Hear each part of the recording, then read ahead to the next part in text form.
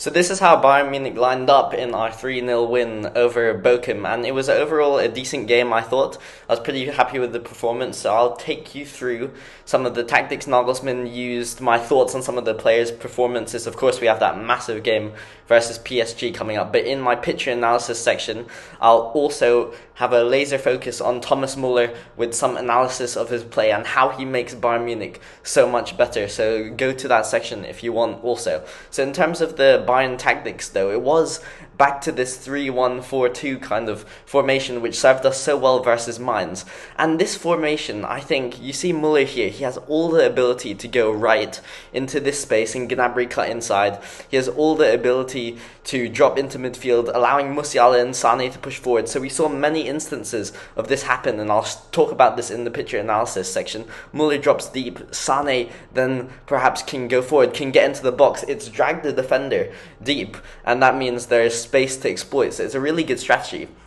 And I really like it also because Musiala and Sane are so good on the turn. They're able to play 1-2s, they're able to turn their man, they're able to both get forward, they're able to track back, they're hard workers in defense. So it really does work, this 3-1-4-2 type of formation, and I actually hope that we see it versus PSG. But if we do see it versus PSG, that means Goretzka maybe needs to be dropped for Kimmich, or it means that Coman doesn't play, or it means Gnabry doesn't play. Well, I don't think Gnabry should play. I think it should be Coman maybe on the left, Cancelo on the right against PSG, but then Davies is still being dropped, and Goretzka. Those are two big players who are being dropped. But if Goretzka came in, or if Davies came in, then one of Muller, Sane, Musiala, Choupo-Moting probably needs to be dropped, or Coman. So it's a really tough situation.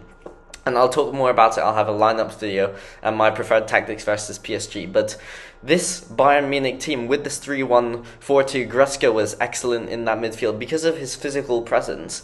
He's actually maybe even a better 6 than Kimmich because he's able to really track down these runners. And when he's not bombing forward, when he's being tactically disciplined in this area, he's able to roam in that 6 space. He's able to help build up play, but most importantly, he's able to tidy up in the defense. So it was a really strong performance from that perspective. I thought Cancelo was not as strong as he usually is because on the right hand side there weren't as many people to aim for as if he was on the left hand side. There weren't many as people to aim for.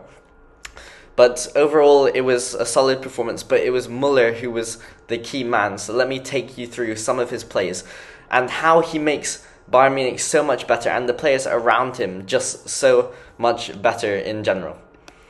So, you see here in this first clip I have, it's of 2 images, but the first one is Muller, and it's a throw-in, so Gnabry's taking the throw-in, but Muller has gone to the offside position, but it's not offside because it's a throw-in. This shows his intelligence.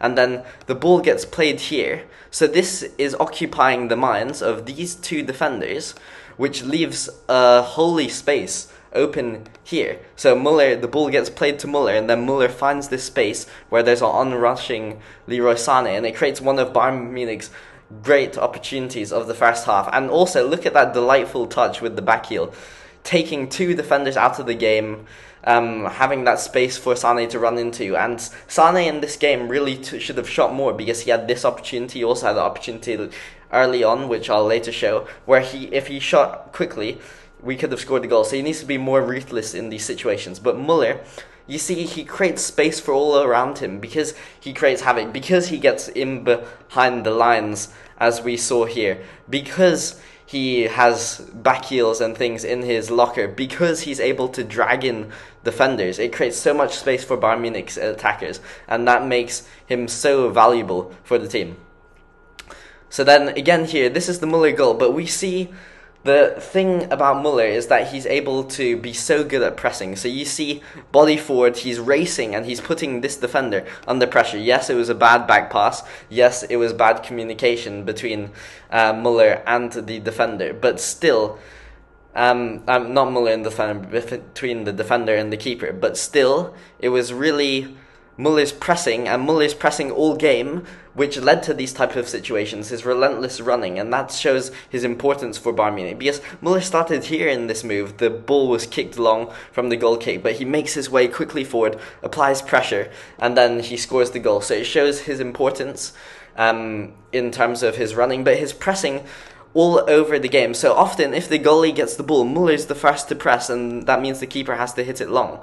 It means that Bayern then have a higher chance to regain possession. So his pressing and his leadership in that front is so crucial for Bayern, and a big reason why Bayern are so powerful right now. Another clip I have here showing Muller's play is one of the most telling, I think. And Muller doesn't even touch the ball in this instance. In this instance, Gnabry has the ball here. And you see, it's a locked defense. Every defender is marking one of the three Bayern Munich attackers in the box. Leroy Sane maybe has lost his man slightly, but there's still no room forward. There's no room where the ball could be played. But that is where Thomas Muller comes in. You see this defender, number 20, who's tracking Thomas Muller. Thomas Muller moves out into this space, the defender tracks him, and it leaves a golden opportunity for Sane to rock into in this space. And we see that. Gnabry waits a few seconds, and then he plays that ball all the way through the midfield, and now these two players are out of the game, so it's a wide open space for Sane right here. And as you see in this clip on the right, Sane collects the ball, and this is what I was alluding to earlier. Sane should have shot here, so we need him to be much more ruthless versus PSG. And let's remember, last time versus PSG, Sane was the one who kind of let us down when he had lots of chances. But you clearly see here that Muller has brought his defender out of play, and he's even brought this midfielder, has been tracking Muller also when Muller drops here. So these two players are out of play, no one is in this space, and Gnabry finds Sane. So Muller makes everyone around him better. He makes so much space for all of the fellow attackers, and that's why he's so important. That's why he's been so good recently. He's been so good in 2023, and we need him versus PSG. And then another clip here. So it's the same sort of idea. Muller was here partnering Choupo-Moting up front, but now he's dropped in deep, and therefore his marker has had to follow him.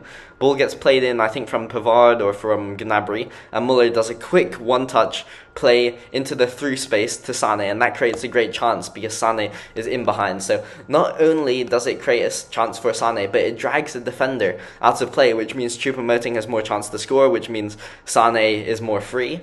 So it's just making all of his teammates better and linking the play up, really being that artistic passer, because Musiala, he's a great player, but he's a dribbler. He doesn't have the vision quite of Muller. He doesn't have quite the finesse and the spatial understanding that Muller has.